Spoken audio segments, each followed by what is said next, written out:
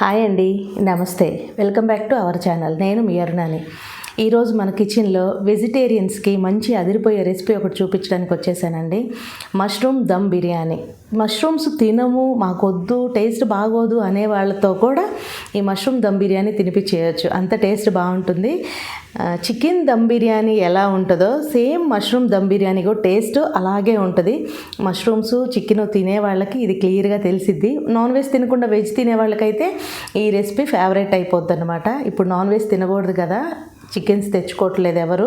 అలాంటి వాళ్ళు మిస్ అవుతున్నాం అనిపించేవాళ్ళు, చికెన్ ఇష్టంగా తినేవాళ్ళు ఈ మష్రూమ్ దమ్ బిర్యానీ చేసుకోండి. ఈజీగా, టేస్ట్గా, స్వీట్గా, షార్ట్గా చెప్పేస్తాను, వచ్చేయండి. నేను ఇక్కడ తీసుకున్న మష్రూమ్స్ 2 ప్యాకెట్స్ అండి. ఒక ప్యాకెట్లో ఇలా పెద్ద సైజుగా వచ్చినాయి మష్రూమ్స్. ఇలా 2 పీసెస్గా చేసుకుందాము. ఇలా చిన్నగా ఉన్న వాటిని మనం యాస్టీజ్గా అలాగే వేసేసుకుందాం. చాలా బిగ్ సైజుగా ఉన్నవి 2 పీసెస్ కట్ చేద్దాం. ఎందుకంటే మనం దమ్ బిర్యానీ చేసుకుంటున్నాం కదా, పీస్ కనిపిస్తేనే టేస్ట్ బాగుంటుంది.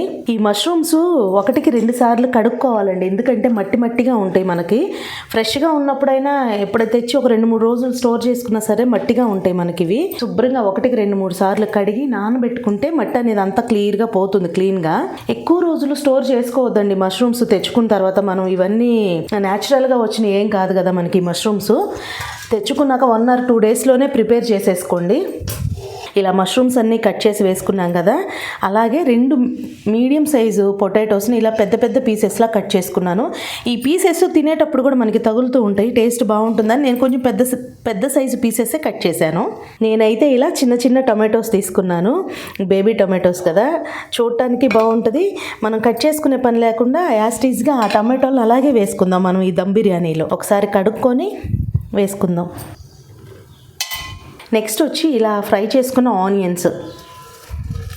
ఈ ఫ్రైడ్ ఆనియన్స్ టేస్ట్ బాగుంటుందండి దమ్ బిర్యానీకి. ఒక 200 గ్రామ్స్ పెరుగు తీసుకుందాము. అలాగే ఇక్కడ చూసినట్లయితే హోల్ గరం మసాలా తీసుకున్నాను. ఎక్కువ స్పైసెస్ ఏం వాడట్లేదు మనము. వాటిని యాడ్ చేసుకుందాం. ధనియాల పొడి 2 స్పూన్స్ తీసుకుందాము. Garam masala 1/2 teaspoon. జీలకర్ర పౌడర్ 1/4 టీ స్పూను. కారం 1.5 టీ స్పూన్ వేసుకుందామండి. పచ్చిమిరపకాయలు ఒక 2 యాడ్ చేసుకుందాం. ఎక్కువ యాడ్ చేయట్లేదు, కారమే వేస్తున్నాను నేను. 1.5 టీ స్పూను. రుచికి సరిపడా ఉప్పు. అల్లం వెల్లుల్లి పేస్టు. ఇది మన ఇంట్లోనే రెడీ చేసుకున్నామండి. ఈ వీడియో కూడా నేను అప్లోడ్ చేస్తాను త్వరలో, చూడండి. ఒక 3-4 మంత్స్ అయినా స్టోర్ చేసుకోవచ్చు. 2 స్పూన్స్ ఫుల్గా అల్లం వెల్లుల్లి పేస్ట్ తీసుకుందాము. వీటన్నిటిని చక్కగా మనకి ముక్కలకి ఉప్పు, కారం, మసాలాలు పట్టేలాగా కలుపుకోవాలి. కలుపుకున్న తర్వాత వీటిని మళ్ళీ సరి చేసి పెట్టుకుందాం. పీసెస్ ఒక 2 నిమిషాలు రెస్ట్ ఇచ్చేద్దాం. నేను ఇక్కడ ఒక 1/2 kg పైన ఉన్నాయండి బాస్మతి రైస్ తీసుకుంటున్నాను. మీరు నార్మల్ రైస్తోనైనా చేసుకోవచ్చు. 1-2 సార్లు శుభ్రంగా కడిగిన తర్వాత ఒక 1/2 అవర్ నానబెట్టుకుందాం రైస్ని. ఇలా మనం కలిపి పెట్టుకొని ఒక 5 నిమిషాలు రెస్ట్ ఇచ్చేసాం కదండి. ఒక 100 ml ఆయిల్ తీసుకుందాము. అలాగే ఒక 1/4 టీ స్పూన్ కన్నా తక్కువ పసుపు వేసుకుందాము. కొంచెం కొత్తిమీర, కొంచెం పుదీనా. ఒకసారి కలిసేలాగా కలుపుకొని స్టవ్ ఆన్ చేసుకొని స్టవ్ మీద పెట్టుకున్నాం కదా, ఒక 5-10 నిమిషాలు మూత పెట్టుకొని హై ఫ్లేమ్లో కుక్ చేసుకుంటే మనకి మష్రూమ్స్లో ఉన్న వాటర్ అనేది రిలీజ్ అవుతుంది కదా, మనకి ఆయిల్లో కొంచెం ఫ్రై అవుతాయి. స్మెల్ బాగుంటుంది, టేస్ట్ కూడా బాగుంటుంది. ఇప్పుడు మూత పెట్టుకొని కుక్ చేసుకుందాం మనం. ఇలా పక్కన ఇంకొక స్టవ్లో నేను వాటర్ పెట్టానండి రైస్ వేసుకొని ఉడికించుకోవటానికి. ఇలా 4-5 పచ్చిమిరపకాయలను చీలికలు చేసి వేసుకున్నాను. చీలికలు చేసే కానీ ఇలా ఓపెన్ చేయలేదు, యాస్టీస్ అలాగే వేసేస్తున్నాను. దీంట్లోకి వాటర్లోకి 1 స్పూన్ అల్లం వెల్లుల్లి పేస్ట్ వేసుకుందాము. కొంచెం పుదీనా, కొంచెం కొత్తిమీర, వాటర్లో సరిపడా సాల్ట్. ఈ స్పైసెస్ అన్నీ వాటర్లో యాడ్ చేసుకోవటం వల్ల మనకి రైస్ అనేది ఫ్లేవర్ఫుల్గా ఉంటుంది. వాటర్లో 1 స్పూన్ ఆయిల్ వేసుకోవటం వల్ల మనకి రైస్ పొడిపొడలాడుతూ వస్తుంది. ఒకసారి వాటర్ని కూడా కలిపి మూత పెట్టుకొని వాటర్ చక్కగా బాయిల్ చేసుకుందాం. అక్కడ ఆ స్టవ్ మీద మనకి వాటర్ ప్రాసెస్ కూడా అయిపోయింది కదా. ఇక్కడ చూసినట్లయితే మనకి ఉడుకు పట్టింది కదా.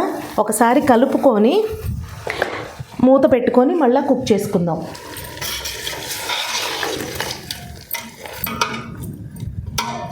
ఈ టైంలో మీకు సాల్ట్, కారం ఏమన్నా సరిపోలేదు అనుకుంటే చెక్ చేసుకొని అడ్జస్ట్ చేసుకోండి.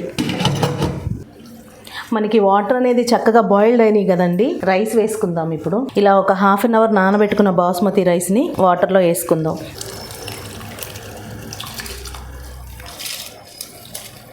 ఇలా ఒకసారి కలుపుకొని మనకి వాటర్లో అనేది ఉప్పు కొంచెం ఎక్కువగా ఉంటేనే మనకి రైస్కి కరెక్ట్గా సరిపోతుంది.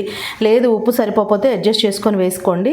ఉప్పు వాటర్లో ఉప్పగా లేదనుకోండి రైస్ మనకి చప్పగా ఉంటుంది. బాస్మతి రైస్ అంత టేస్ట్ ఉండదు. మూత పెట్టుకొని ఉడికించుకుందాం.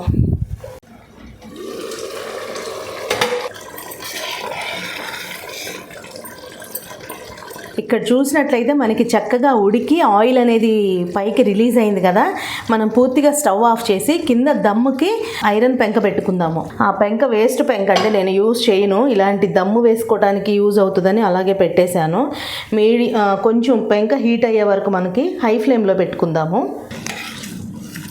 రైస్ మనకి ఇలా కుక్ అవుతుంది కదండి. ఇలా కుక్ అయినప్పుడు చెక్ చేసుకొని మనము చికెన్ బిర్యానీకి దమ్ లేయర్స్ ఎలా వేసుకుంటాము, ఈ మష్రూమ్ బిర్యానీకి కూడా లేయర్స్లా వేసుకోవాలి. ఇక్కడ చూసినట్లయితే మీరు గ్రేవీ ఎక్కువ ఉందా లేదా గ్రేవీ తక్కువ ఉందా మనకి చెక్ చేసుకొని రైస్ ఎంత పొలుగ్గా వేసుకోవాలో చూడండి. నాకు గ్రేవీ అనేది ఎక్కువ ఉంది కాబట్టి రైస్ నాకు ఇక్కడ 35-40% ఉడికింది. ఈ 30-45% ఉడికిన రైస్ని కింద లేయర్గా వేస్తున్నాను.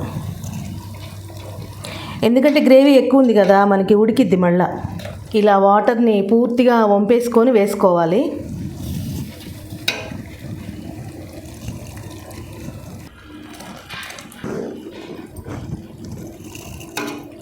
ఇప్పుడు ఇంకాసేపు ఉడకనిద్దాం రైస్ని. ఇప్పుడు మనం ఒక లేయర్ వేసాం కదండి, లైట్గా కొంచెం పుదీనా కొత్తిమీర వేసుకుందాము. ఈ రెండు మిక్స్ ఉన్నాయి. నేను పుదీనా కొత్తిమీర కొంచెం వేసుకుంటున్నాను. అలాగే కొన్ని ఫ్రైడ్ ఆనియన్స్.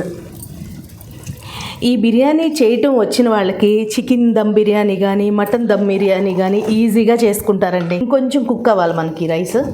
మనకిప్పుడు రైస్ అనేది 85% ఉడికిందండి. వేసుకుందాం ఇంకొక లేయర్గా.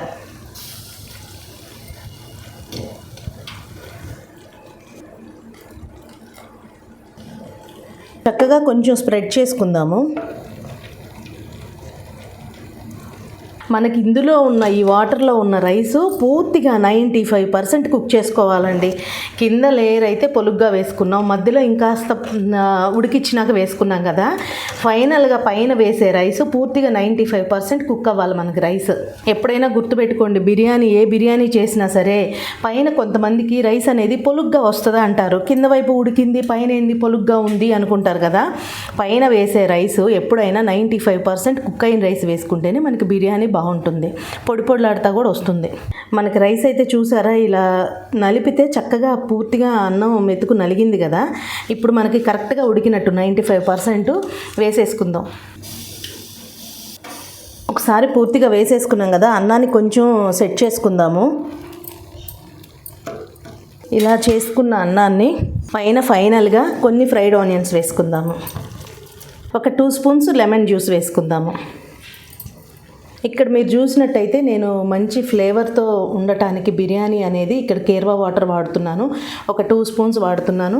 మీరు ఇదే ప్లేస్లో కావాలి అంటే రోజ్ వాటర్ కూడా వాడుకోవచ్చు, ఇది కూడా వాడుకోవచ్చు. రెండు కూడా యూస్ చేయొచ్చు. నా దగ్గర అవైలబుల్లో ఈ వాటర్ ఒక్కటే ఉంది, కేర్వా వాటర్. ఇది మాత్రం వేసుకుంటున్నాను. ఒక 2 స్పూన్స్ వేసుకుంటున్నా. మంచి ఫ్లేవర్తో బయట తింటే ఎలా ఉంటుంది అంత కమ్మని ఫ్లేవర్ ఉంటుంది అన్నమాట బిర్యానీ. అలాగే ఒక 2-3 స్పూన్స్ నెయ్యి వేసుకుంటున్నాను. మనం ఎక్కడ ఫస్ట్లో స్టార్ట్ చేసినప్పుడు కూడా ఈ రెసిపీలో మనం నెయ్యి అనేది యాడ్ చేయలేదు.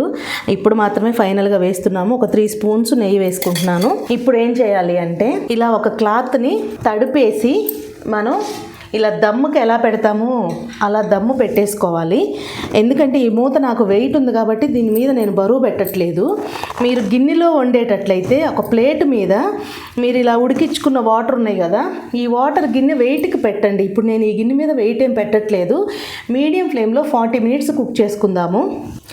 మనకి ఇలా దమ్ము వేసుకున్న తర్వాత మీడియం టు లో ఫ్లేమ్లోకి అడ్జస్ట్ చేసుకుంటూ మనకు ఒక 30 మినిట్స్ అయితే కరెక్ట్గా సరిపోతుందండి. 30 మినిట్స్ తర్వాత స్టవ్ ఆఫ్ చేసి ఒక పావు గంట సేపు మూత తీయకుండా ఉండాలి.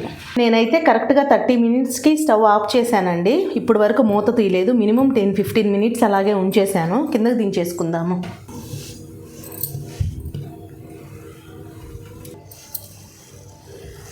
మనకి రైస్ అయితే చక్కగా కుక్ అయిందండి. మీకు లోపల కూడా ఎలా ఉందో చూపిస్తాను.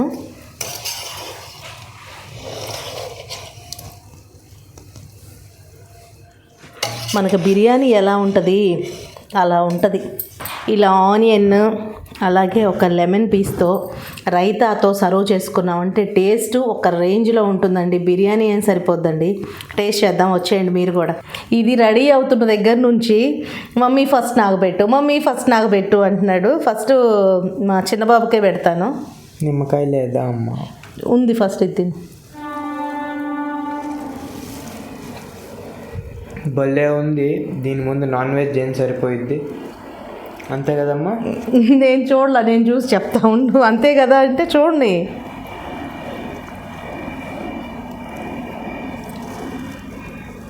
అద్భుతం అండి. దీని రుచికి చికెన్ దమ్ బిర్యానీ కూడా సరిపోదు, అంత టేస్ట్ ఉంది నిజంగా. ఇలాగ నేను చెప్పిన మెజర్మెంట్తో మీరు చేశారు అంటే మీరు ట్రై చేసి నాకే మీరు కామెంట్ చేస్తారు కూడా. అరుణ గారు ఇంత బాగుందా, సూపర్ ఉందండి, చికెన్ బిర్యానీ సరిపోదండి, అంత రుచిగా ఉంది. సండే వస్తే ఎక్కువ పర్సెంట్ మనం నాన్ వెజ్కి ప్రిఫర్ చేస్తాం కదా.